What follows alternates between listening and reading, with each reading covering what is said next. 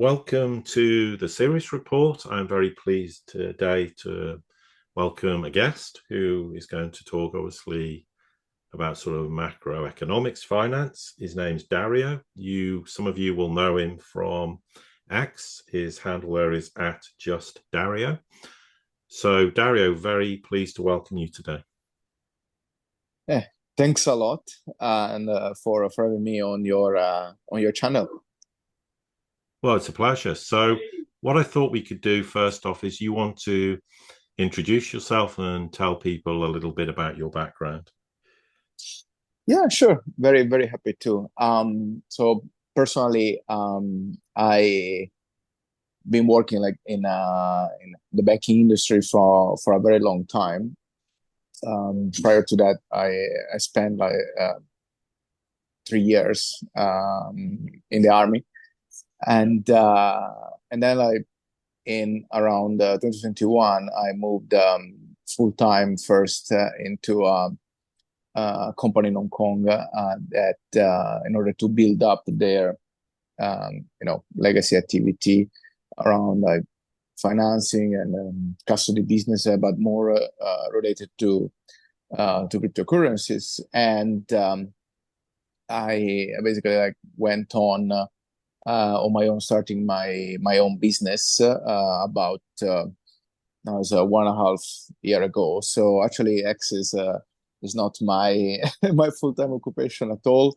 My blog, justdario.com, is actually my hobby, because I always had passion for macroeconomics. I also had passion like for forensic accounting and so on. Mostly because of my background, I was a fixed income trader of structured bonds in the private market, in London first, and then moved to Asia, and I've been here since 11 years now. Well, thank you for that. Really, thanks. I always think it's better when people introduce themselves rather than talking about someone like in the third person while they're on the other end of the conversation. So you obviously sent me some subjects that you wanted to discuss, and I concur. I think they're very interesting, and they're often, even with the United States, pretty poorly understood. So I thought what we could do is start off with the first point you made, which was talking about the real US economic situation. And so what's your sort of general observations on this matter?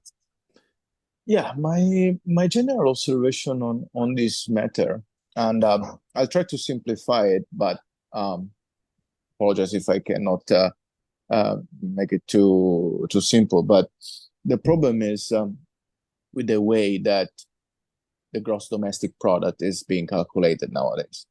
So notice this week that the US GDP came a little bit lower than expectation, but somewhat, the economy, at least on the surface, is doing great, right? Is that we keep reading like everywhere, like on the mainstream media and so on.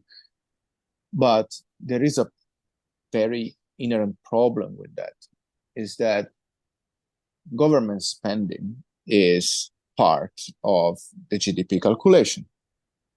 So effectively, what has been going on since many years now, and it picked up quite a lot recently, is that effectively government spending replaced the real economic activity that in theory is supposed to be the lion's share of the GDP.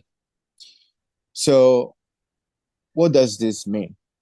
Government spending usually is supposed to do two things, generally speaking. One thing is to give support to those parts of the economy that are weak, and they need to be taken off ground, and they need an amount of capital investment that only the public sector can do, and that is in the public interest.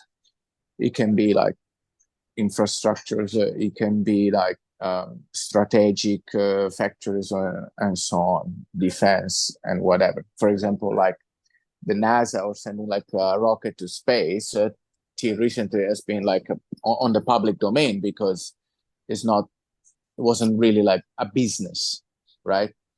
Or public research for medicines and so on. And then the other thing, effectively, the government spending is supposed to redistribute wealth to the weaker part of the population and give them the opportunity to access services and a platform that a private company would not be able to run for an accessible cost. So they subsidize those services for the public interest. It can be like transportation, so it can be schools and whatnot. Okay, so this in theory is where government spending should be limited to and be part of the GDP calculation in the way that the GDP calculation was being formulated as a formula many years ago. What's the problem right now? I said the problem is that nowadays the government spending, it started to really expand to all those sectors in the economy, in particular those sectors of the economy that are run by private companies for a profit. Okay, so what does this mean? If a private company, cannot run its business sustainably, okay, as a part of an efficient economic cycle, this company should be going out of business, right? But then what's the issue with that is that there are jobs at stake, that there are like social consequences in an area and whatnot.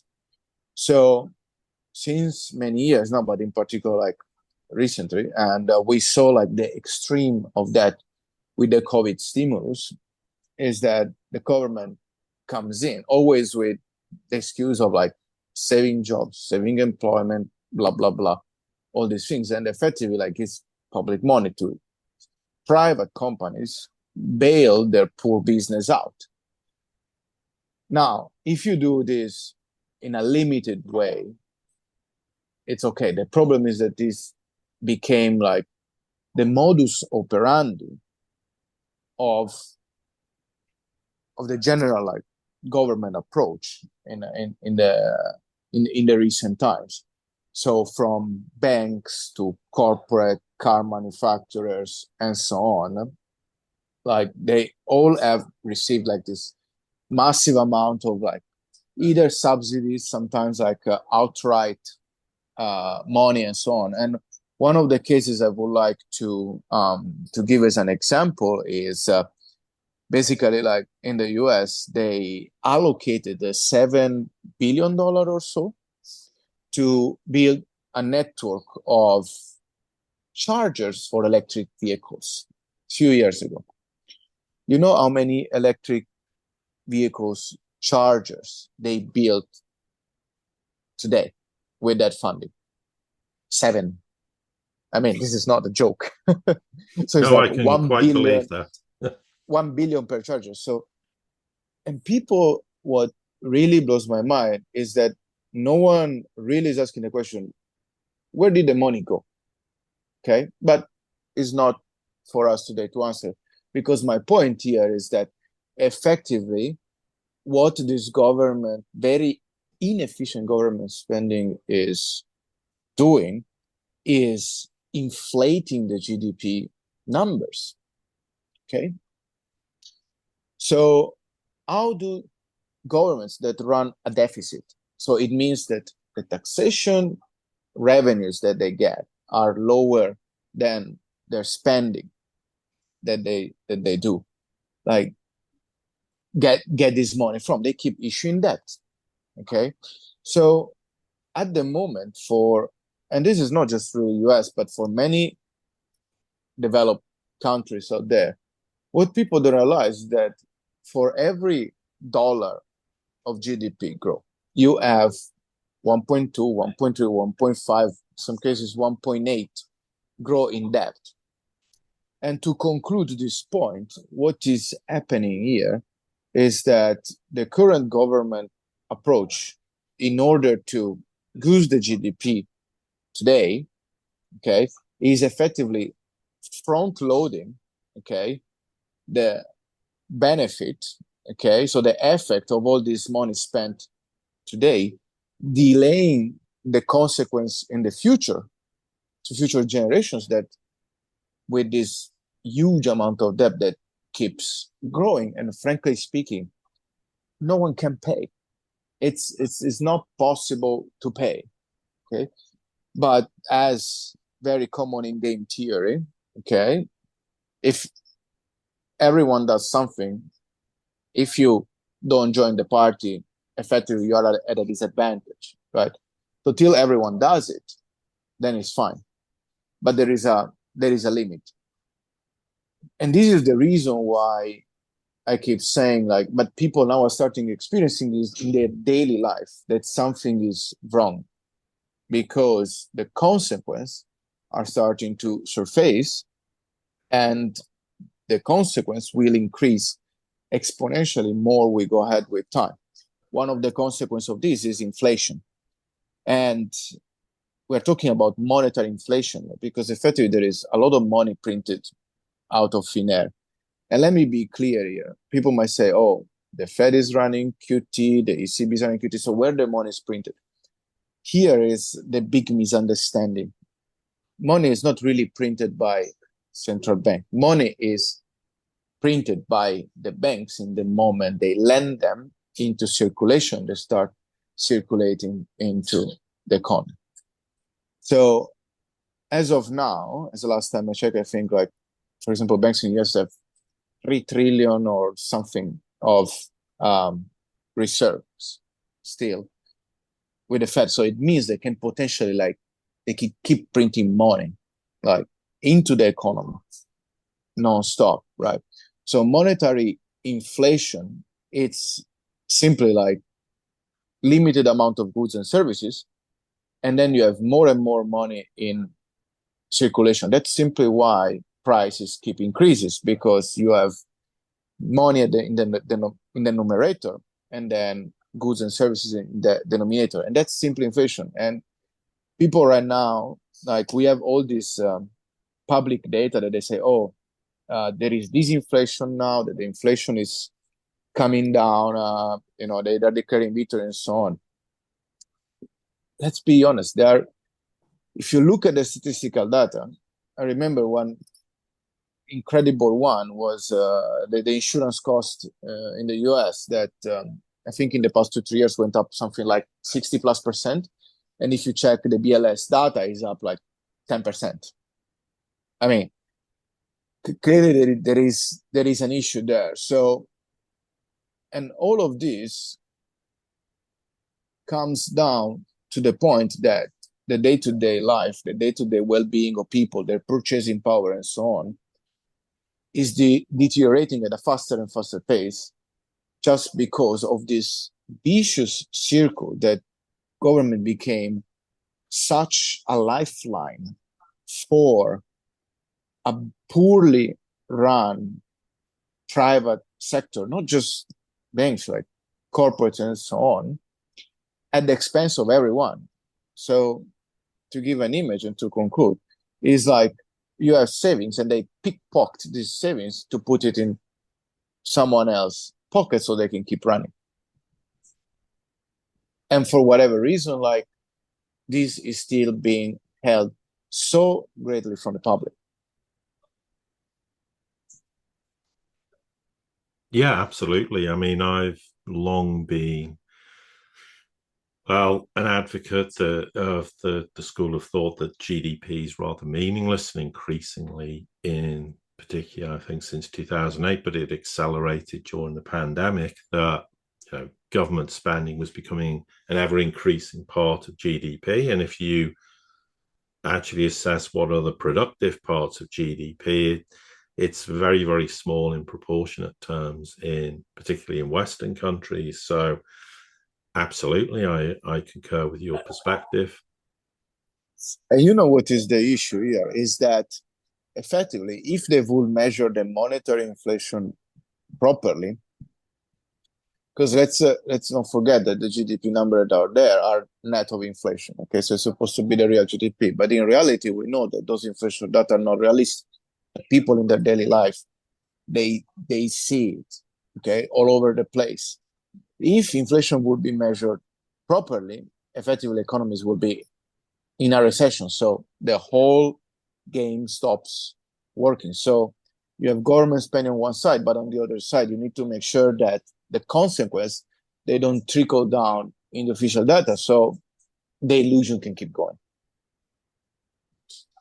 Yeah, absolutely. And I think another point worth making, and you raised the point very clearly, is that we used to have too big to fail banks. Well, now we have everything's too big to fail. So consequently, as the economy deteriorates, which I'm convinced, of course, Western economies are, then the government's going to step in and bail everything out because it'll have to.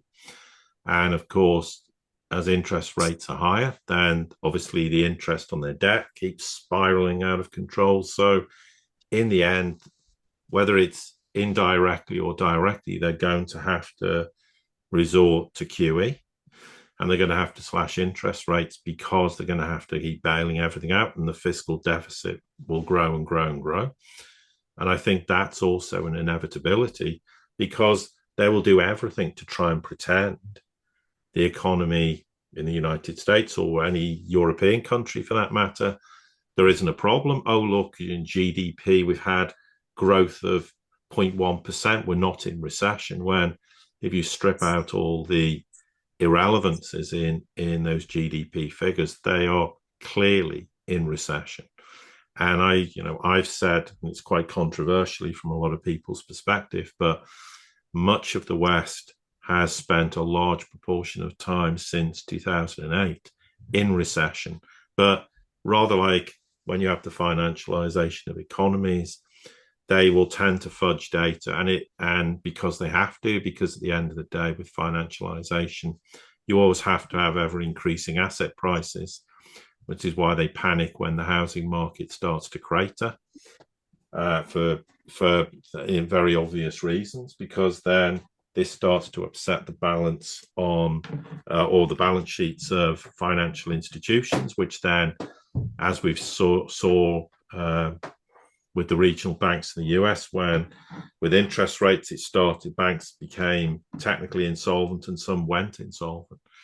And so this is another problem and a reason why they continue to have to produce data which is questionable, and that's being polite, because it's all, and then this is why we get 6 months later revisions for unemployment data, et cetera, and sometimes startlingly large revisions to unemployment data. And that's just one example, and you're correct about inflation. But it's all about creating the illusion that the economy is fine. And in financial terms, you can create any illusions you like.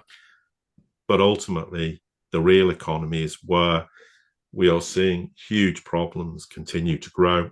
And they can sit there and deny that reality. But that reality is only going to continue to grow, and not least because of idiotic policy decisions made due to financialization.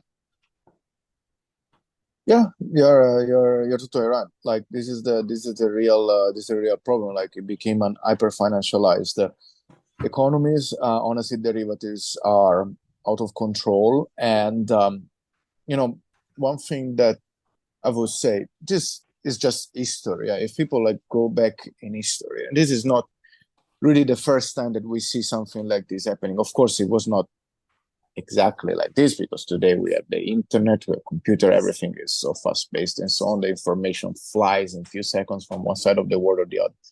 But if you go back in history, every single time that we got to this place, one thing started to happen. As you correctly said, the only way out that they have right now is to keep printing money. And that's effectively what Japan has been doing nonstop, right?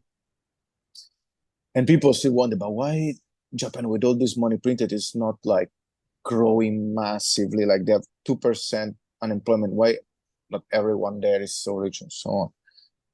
And the issue is that effectively, like all these money printing per se is worthless, doesn't add any economic value. It's just as at some point, like, there was a famous 60-minute interview of the Fed chairman like a few years back, and then they said, oh, we just change a number on a spreadsheet and we're printing money.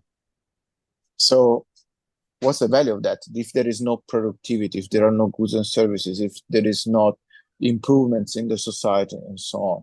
So back in the days, I mean, like, we saw that in the Roman Empire, we saw that in other empire in history, we saw that with the Spanish Empire and so on. At the end of the day, like, when we come to this situation, people starts becoming skeptical of the currency itself. And this is something that the government really need to be careful about, because if you come to that point that people simply don't want to hold your currency anymore because it's depreciating so fast as it was happening in the Weimar Republic, for example, then you have a parallel market for other currencies. Like in the recent times, we saw that with Argentina, for example, where you have like parallel market for dollar, or other countries where their national monetary system like effectively went broke. And coming out of that, it doesn't take months or a year, it takes like generations. So I don't think we are past the point of no return, but they really need to be super careful, because printing all this amount of money that it ends up into very inefficient government spending that is not in the public interest but in the private interest. And furthermore, when you have a global financial system that, as you said correctly, like, because of all the structure where we're going, is effectively like, a non-negligible part of it is insolvent. And if a non-negligible part of it is insolvent, that's a big problem, because it's of the fractional reserve system. We end up with, a complete mess, and we don't want to get there. So I'm really hopeful that we got at some point, like, hopefully someone comes in, steps in and say, okay, enough is enough. But people need to understand one thing, though, because here we are blaming government. At the end of the day, it's people that are electing government. So people need to understand that, okay, maybe it's not their fault. They're paying the prices for previous generation faults, fine. But at some point, someone needs to sacrifice itself in order to clean up this mess.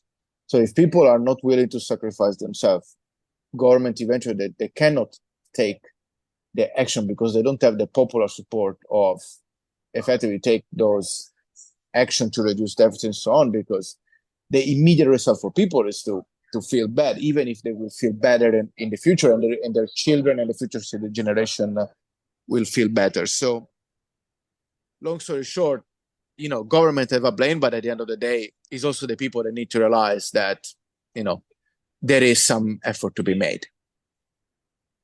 Oh, yeah, absolutely. I mean, yes, we can continually blame governments for policy decisions, and yes, but we keep electing the same parties into office. Okay, and the US is a great example of this, because in reality, it doesn't matter who you vote for anyway, and policy decisions stay the same. And I have to say, I think it doesn't matter whether Harris wins or Trump wins, they're not going to stop spending. They're not going to go, we need to have austerity, we need to rein in government spending, because what will happen is, as soon as they do that, the US economy will collapse in the blink of an eye, quite literally. So there's no incentive for them from a political perspective to do the right thing. But eventually, of course, it won't matter how much government spending you make in the end, they will just destroy the real economy, which they're continuing to do. And, this idea the United States can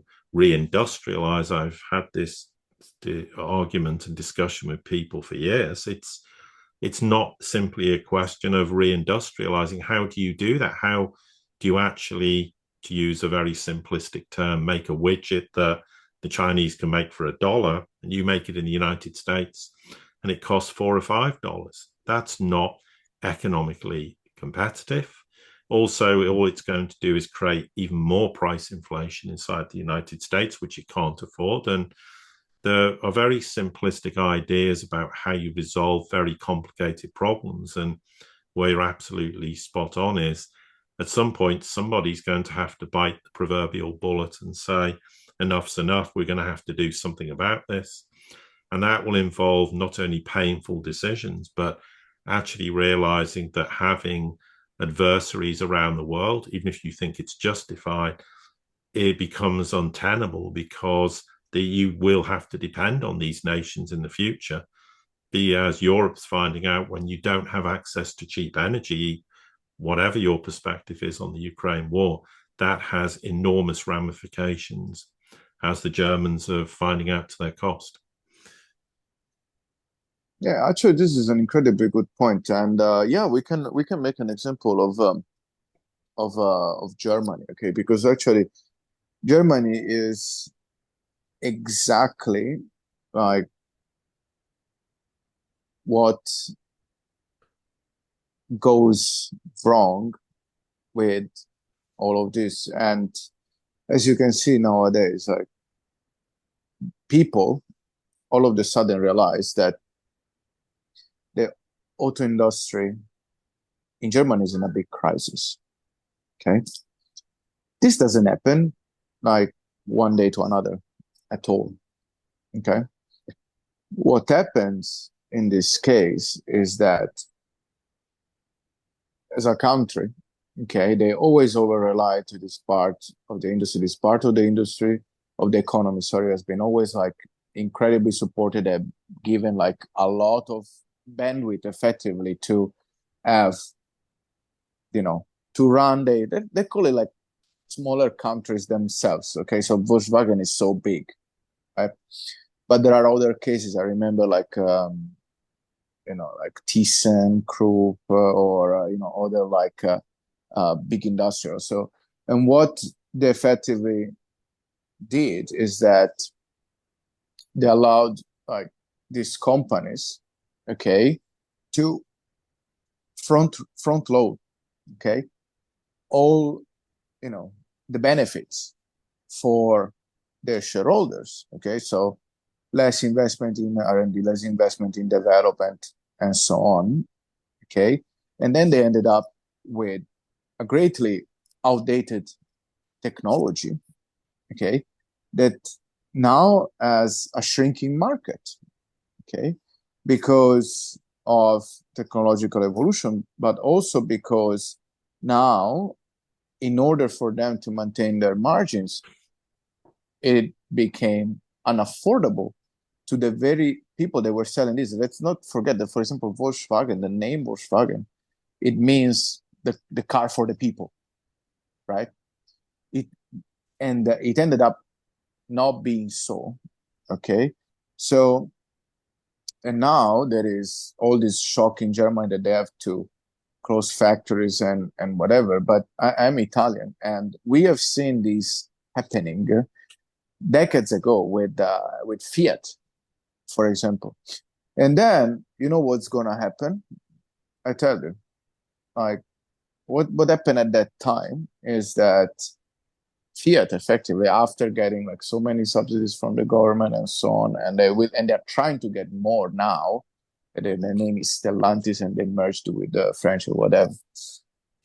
So what happened is that they were getting money from the Italian government to build factory in Poland, firing people in Italy, but then they took those cars from Poland and they wanted to sell them for the same or higher price in Italy. But there is a small problem with that. If people have no job, and when you move a factory, you're not just moving that factory. There are so many factories around that in the supply chain and jobs and whatever that rely upon that. Okay. So if you have all these people losing jobs, who's going to buy those cars? Like in the US, they solved this problem, let's say, ironically, with the credit system. I mean, in the US, you can get credit just in the blink of an eye. Okay. Like these people can go anywhere and pay with a credit card and get whatever they want. And then, who cares? Now, there is also this recent buy now, pay later thing that, in my opinion is completely going out of control. Like it's even happening like for groceries. I mean, if you cannot pay in full for the food you eat today and you need to pay in installments, there is a huge problem, right? So Germany, now everyone is in shock for Volkswagen, but I mean, that's exactly what happens when you keep like running, the government allows the private sector to run in a way that is, let's say, anti-economical, that benefits few, but then damages more and more the social, till the whole system around that cannot support the business anymore. And then the business cannot be run sustainable anymore. And then you need to get to these points, to the extreme points, in which they need to make like huge restructurings trying to stay afloat. And on the other side, you have China, right? And here is a great example. So I live in Hong Kong, as everyone knows, and wherever you go now in China, okay, you see more and more electric vehicle and less ICE cars, okay? But these electric vehicles are affordable. And not only they are affordable, effectively the infrastructure, the public infrastructure has been created in order to allow this electric vehicle to circulate around city and to be driven for long distances. While in Europe, there was all this like ESG thing, everyone goes green and whatever. And then how many chargers you have around? Like it's a joke. And furthermore, the moment that they stopped subsidizing electric vehicles, they became so unaffordable that people just went to buy even more polluting car, because the less polluting car of the new generations were unaffordable already. So it's such a perverse cycle. And in China, and people like now they're deadly scared about this. But it's kind of similar to what happened with Japan in the 80s with Toyota and whatever. They simply invested in a technology to remain affordable, okay, to be useful, but at the same time to be run sustainably, right? And now you have cars that, frankly speaking, are above beyond in quality of what you find in Europe. I mean, some European cars from producers, they're basically like, like a bunch of like metal with some wheels, that's it. And with some like a very, very poor like cheap technology inside and sensor. And like in China, like you have not like one car manufacturer for the whole China like it happens in Europe, or very few, right? Now you have all these car manufacturers competing among each other. This keeps the price affordable, but at the same time, they also strive to remain efficient and to keep the cost lower and to preserve the margin. And at the end, is a win-win for everyone. And this is scary for the Western country media. That's why people might say, oh, we need to put like 100% tariffs on Chinese EV. But who is going to pay for those tariffs? Are Chinese companies going to pay for that? No. Is the people in your own country that are going to pay that cost. And what are you going to do with those tariffs? As we said at the very beginning, those extra taxes that you collect, they're going to end up being spent very inefficiently. So the vicious cycle continues, and at the end of the day, the people pay the price. Yeah, absolutely. And it's a very obvious problem. And this idea of putting tariffs on, well, people have been very badly misinformed to believe that tariffs, meaning, like you say, if you put 40, 50, whatever percent tariffs on Chinese EVs, going into Europe. It's Europeans paying for it, not the Chinese. I don't know why people seem to think this, but it doesn't matter at the end of the day. The reality is it does. The burden falls on the taxpayers or the buyers as well of these vehicles. And China's already retaliated by saying, well, if you're going to put tariffs on our vehicles, we're going to remove investment out of your country, which is going to be hugely detrimental to European countries who need solid, sound investment, which, whether people like it or not, the Chinese have the capability to do so in, and they can invest hugely and in far greater sums of money than other Western so-called developed nations. The West needs to understand that China can be a lifeblood for their economies, and upsetting the Chinese, whether you agree with their policies or not, whether you like or loathe China, is irrelevant. You have to learn to do business with them, because at the end of the day, it will be hugely beneficial to Europe as economies like Germany are obviously cratering and very rapidly. Yeah, that's totally correct. And here, actually, we come to the point that I saw on X. We agree upon that. And actually, I wanted to touch upon this today. I've been living here 11 years now. Okay. So, and living in this part of the world and being a Westerner, you actually see what Western media says and the reality. And I was honestly shocked to see the level of misinformation that happened in the past month, but even before, about China, right?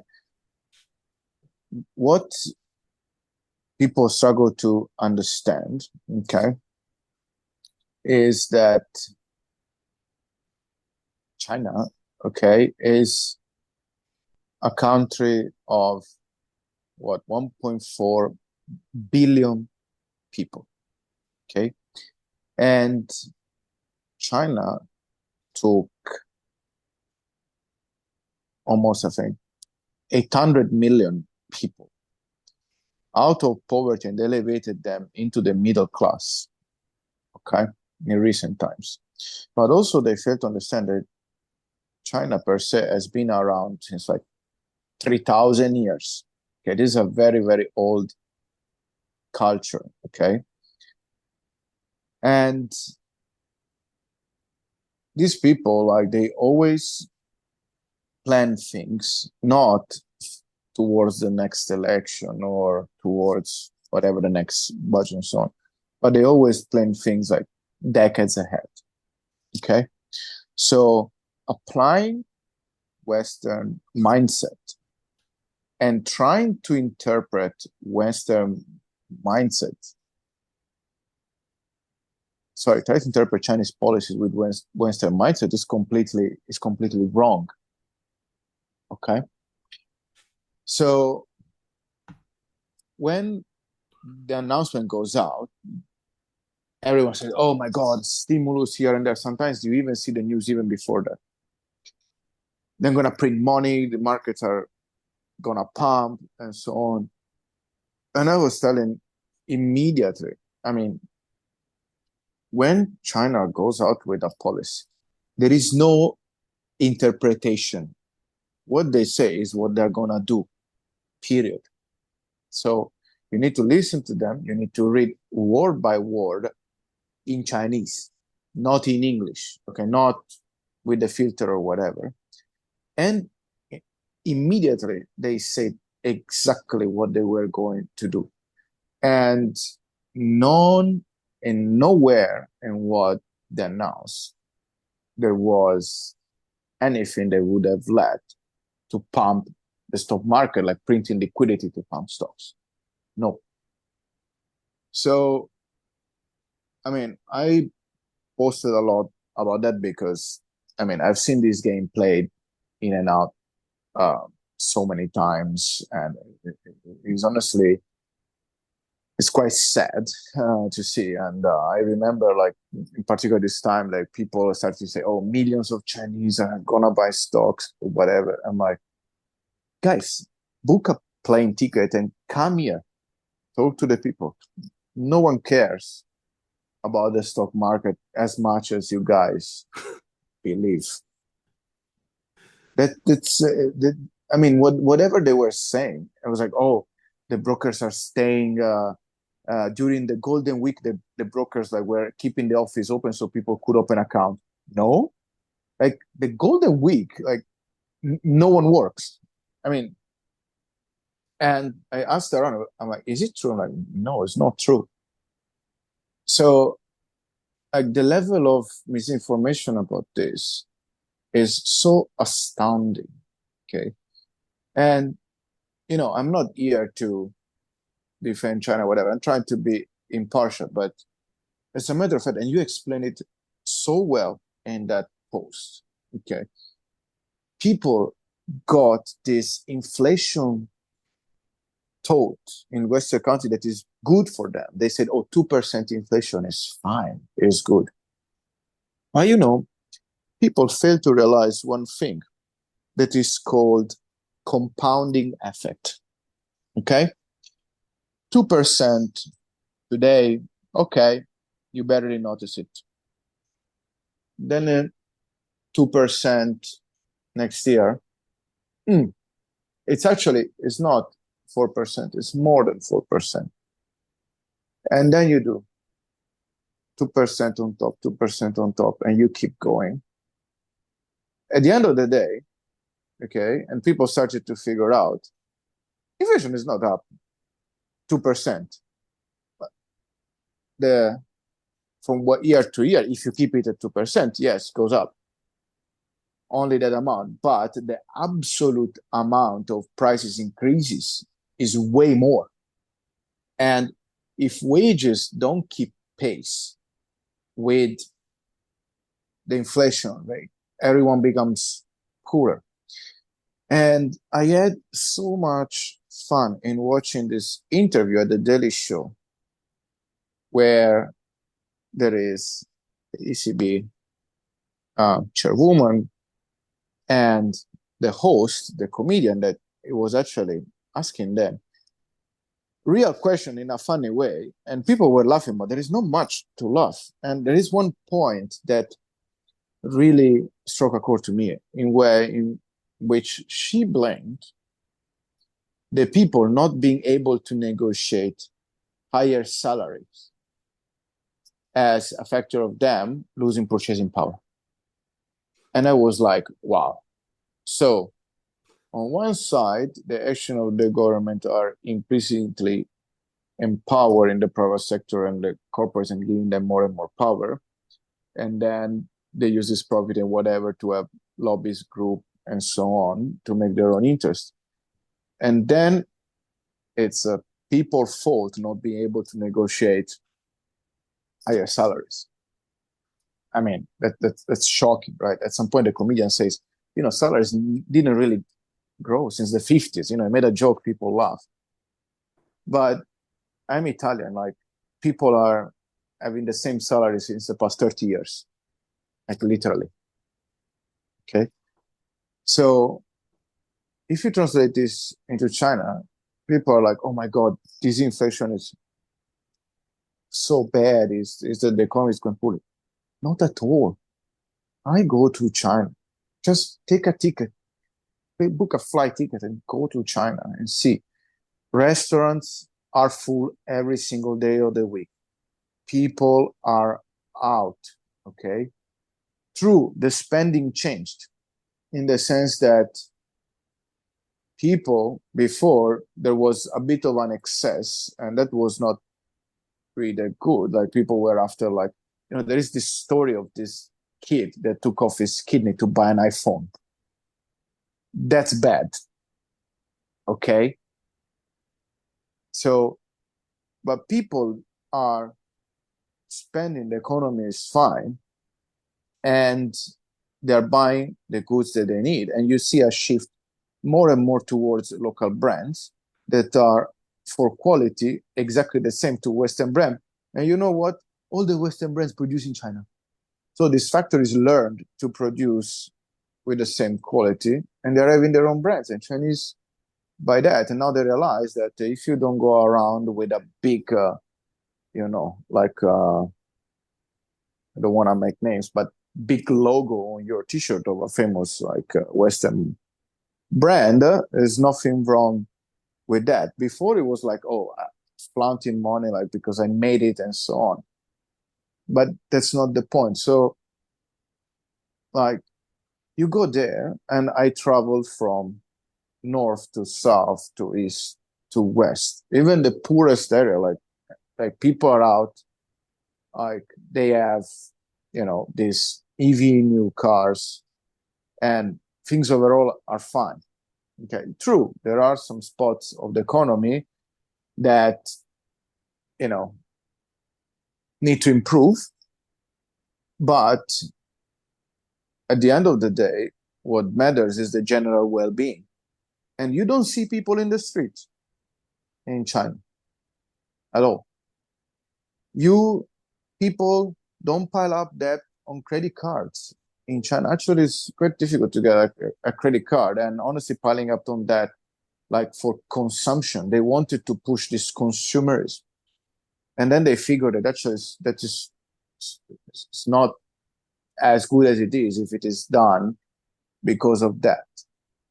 Okay, so yeah, prices are going down, but also companies' costs because of efficiency, technology as advancements are going down, and their margins are there. If you look at the balance sheets of Chinese companies, their margins are fairly equivalent to the one in Western countries. And people are like, oh, but then why they don't trade at 50 price earning?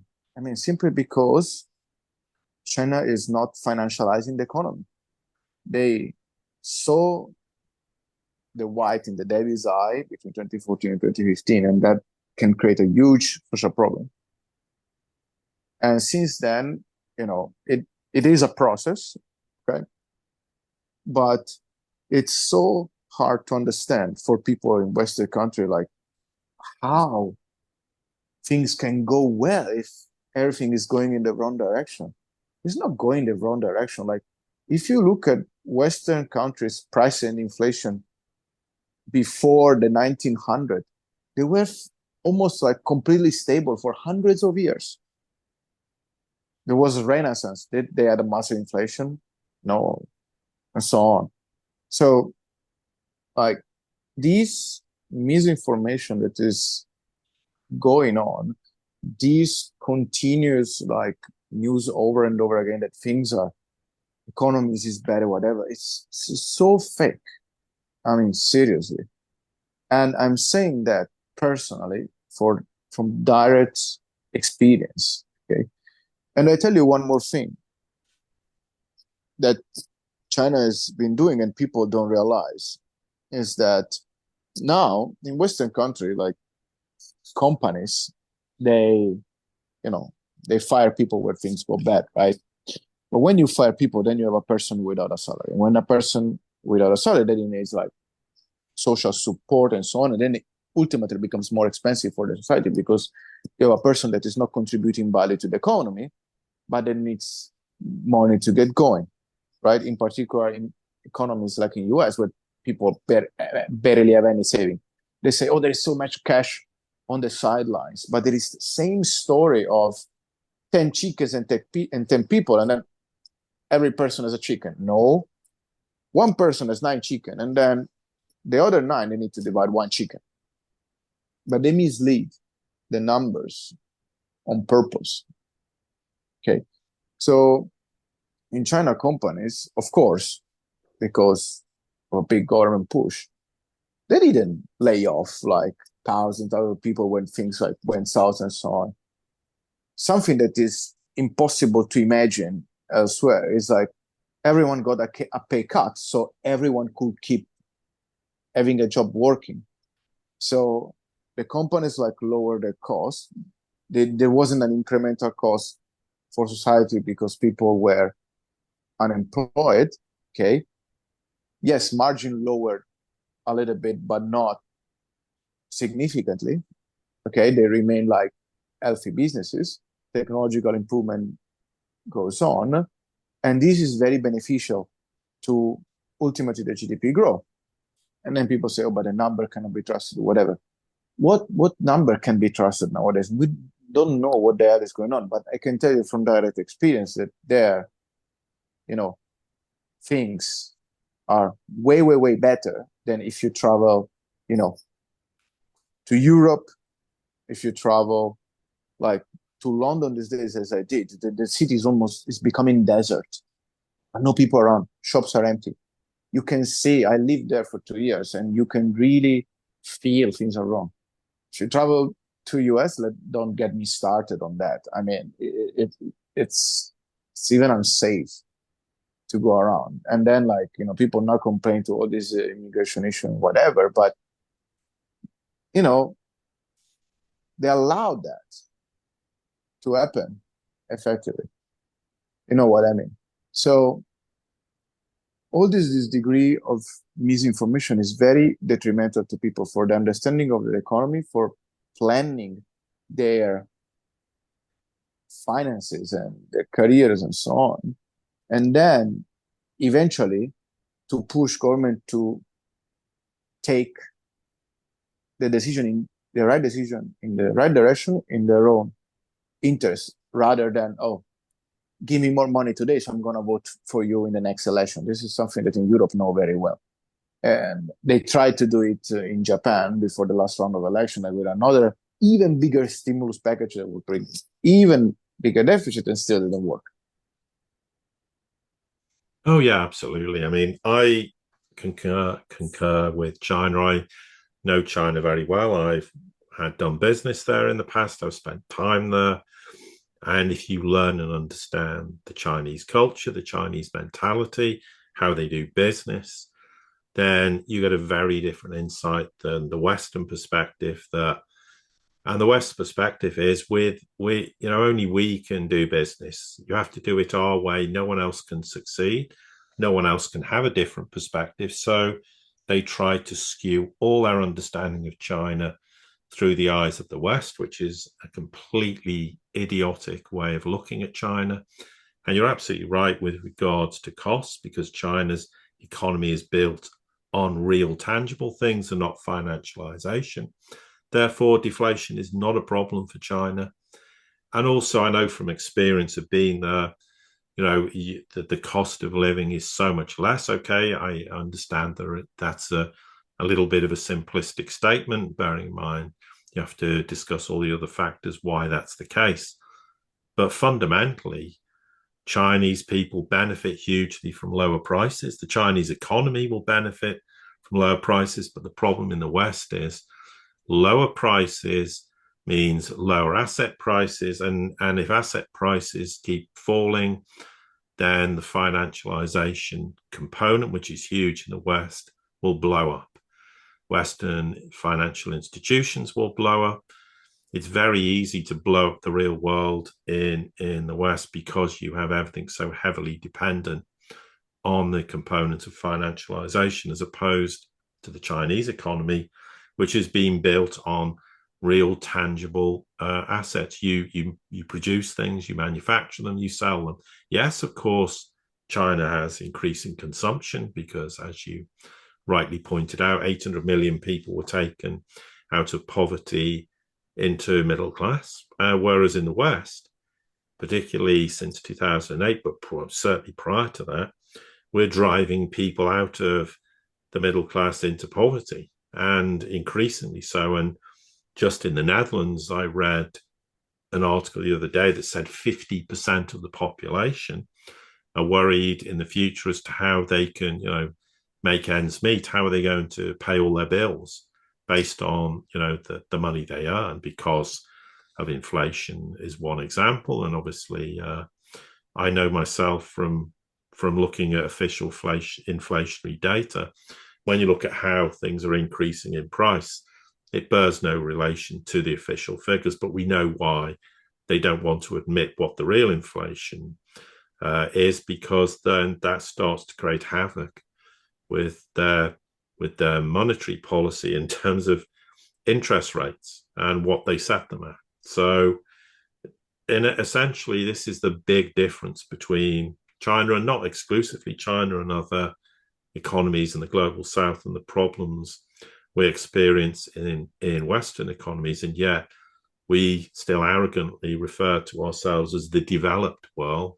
And these countries are underdeveloped. And this is an absolute myth. And the shift from us being developed to underdeveloped is markedly the case, and vice versa. The so-called undeveloped world or developing world is, in many senses, they're now increasingly having developed or approaching developed economies, and there were the vertical growth sectors will be in the future. And we don't have those vertical growth sectors for all the reasons you've discussed today, and obviously many other reasons. So I think, in light of the fact that if we talk too long, people tend to switch off, and there's many more discussion points we could have in the future. So what I would suggest, I want you to obviously give some final sort of thoughts.